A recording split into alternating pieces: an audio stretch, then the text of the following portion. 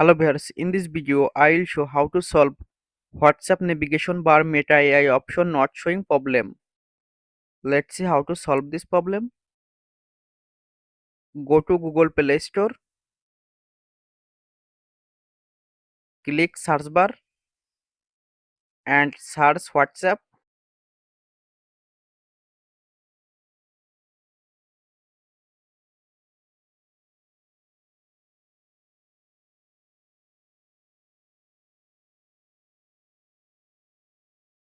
Update WhatsApp app if available on Play Store.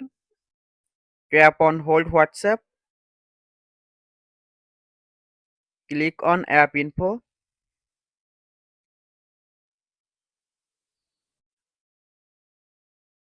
Tap on storage and cache. Tap on clear cache. Now open on WhatsApp. WhatsApp navigation bar Meta AI option showing. Thanks for watching. Don't forget like and subscribe.